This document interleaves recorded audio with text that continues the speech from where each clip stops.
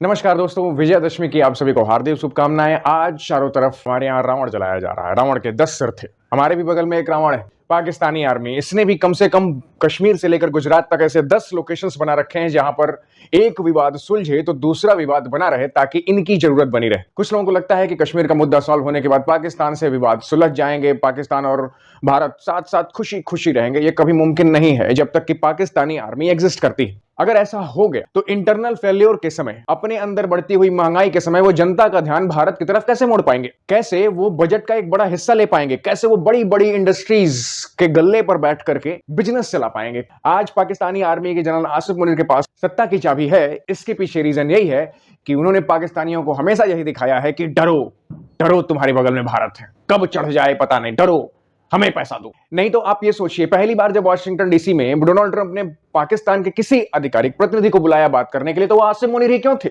लोगों में विरोध हुआ कि जब प्रधानमंत्री है तो आप जनरल को क्यों बुला रहे हैं? तो ठीक है यार, नौकर को भी बुला लेते हैं। तो इस बार आपने कहा होगा आसिफ मुनीर और शहबाज शरीफ दोनों आए थे।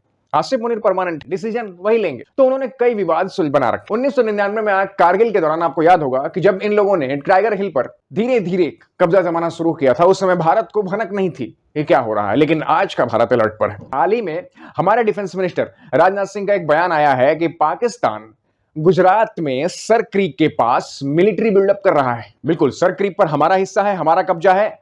सर क्रीक पूरी तरह से हम ऑपरेट करते हैं, लेकिन सर क्रीक के पास ये कैंप्स बिल्डअप कर रहे हैं, मिलिट्री इंस्टॉलेशन कर रहे हैं। आज का भारत अलर्ट पर है। हरकत करेंगे और भारत को पता नहीं चलेगा।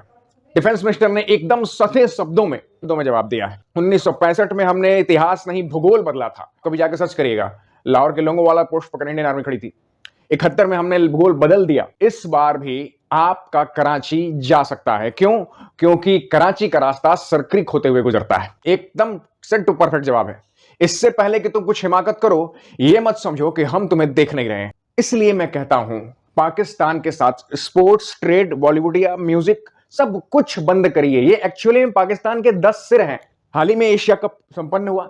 हमने तो भारत पाकिस्तान मैच का बायकॉट किया, बहुत सारे लोगों ने बायकॉट किया। पहले मैच में बायकॉट बहुत जबरदस्त चला, दूसरे मैच में नौटंकी होने लगी, थोड़ा सा बायकॉट और ढीला पड़ा। तीसरे मैच फाइनल तक आते आते पाकिस्तान की नौटंकी चरम पर, हमारा एक्साइटमेंट भी चरम पर। बाद में लोग कहने लगे छोड़ो यार, हरा दिया, देखो ये क्या हुआ। स्पोर्ट्स कभी भी जंग नहीं है दोस्तों, याद रखिएगा। स्पोर्ट्स जंग नहीं है। स्पोर्ट्स आप मैत्री कर रहे हैं, स्पोर्ट्स खेल रहे हैं। तो और देखिए, आपको ही पता था, हमको ही पता था, पाकिस्तान कोई ना कोई बुरी हरकत करेगा। 6 से 7 महीने बीते हैं, फिर एक तरफ नया शुरू, क्योंकि वो जानते हैं कि वो कश्मीर से लेकर गुजरात तक का फ्रंट कहीं भी खोल सकते हैं। इससे पाकिस्तान को ही दिक्कत होने वाली है। जितना लंबा फ्रंट, उतना लंबा अरेंजमेंट करना पड़ेगा पाकिस्तान। हाल ही में पाकिस्तान अफगानिस्तान की तरफ बिजी होने वाला है, ठीक है। फिर ईरान का भी मैटर आता है, उधर भी। तो पाकिस्तान को दोनों तरफ अपने मिलिट्री इंस्टॉलेशन रखने पड़ेंगे। हमारे पास तो ठीक है, हमने तो अपने चाइना के साथ, कुछ लोग पूछते हैं चाइना गए मोदी जी, जब मोदी चाइना जा सकते हैं तो बाकी लोग क्यों नहीं चाइना सकते हैं? अरे वो प्राइम मिनिस्टर है, उसको तो काम है, उसका तो काम है जाना। आप कौन से मिनिस्टर हैं?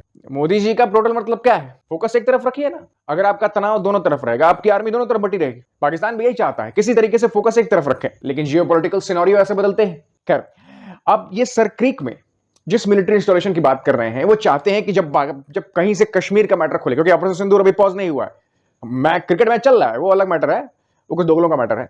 लेकिन सही मायने में कहें, जो आर्मी लड़ती है, तो वहां एकदम सीधा जवाब है, भारत पूरी तरह से पूरे बॉर्डर पर अलर्ट। और इस बार तो एकदम सीधा जवाब है, फंसेगा टोटल पाकिस्तानी। अगर सर क्रीक पर कहीं से भी कोशिश करता है पाकिस्तान इनक्रोचमेंट या कुछ भी करने की, जाहिर सी बात है इस बार कराची जाएगा। मैं आपसे पूछूं, पाकिस्तान को सबसे बड़ा नुकसान हम क्या दे सकते हैं? लाहौर कब्जा कर, इस्लामाबाद कब्जा कर? नहीं। पाकिस्तान की फाइनेंशियल कैपिटल है कराची, लेकिन कराची पोर्ट सिटी है। सबसे ज्यादा लोग यहां रहते हैं कराची में, और यहां पर पाक आर्मी का भी कमांड है, पाक नेवी का तो हेडक्वार्टर है। और जब बात नेवी की आती है, तो पाकिस्तान हिंदुस्तान के आगे टिकता तक नहीं है भाई साहब। उसको मदद लेनी पड़ेगी, टर्की से लेगा, चाइना से लेगा, जहां से लेना पड़ेगा। आईएनएस विक्रांत तैयार है और हमारा जामनगर में S-400 तैयार है। दोनों की दूरी कराची से लगभग 200 से 300 किलोमीटर के बीच में आई जाएगी। एयरफोर्स भी बंधक बनेगी, नेवी भी बंधक बनेगी तुम्हारी, और फिर होगा तांडव। राजनाथ सिंह के शब्द उनके लिए तो चेतावनी है ही, हमारे यहां के भी कुछ दोगले लोगों के लिए चेतावनी है, जिन्हें ये लगता है कि स्पोर्ट्स फिर से अलग हो जाना चाहिए। भैया, ये पैसा, ये रुपया जो आप दे रहे हैं, ये सीधे उनकी झोली में जा रहे हैं। मोहसिन नकवी न सिर्फ पीसीबी का चेयरमैन है, वो पाकिस्तान का गृह मंत्री भी है, इंटीरियर मिनिस्टर भी है। तो हमारे यहां के लोगों के लिए भी चेतावनी है कि फिर से फन उठा रहा है पाकिस्तान। इससे पहले कि ऑपरेशन सिंदूर 2.0 दोबारा से लॉन्च हो। फिर से एक बार विजयदशमी की शुभकामनाएं। जय हिंद।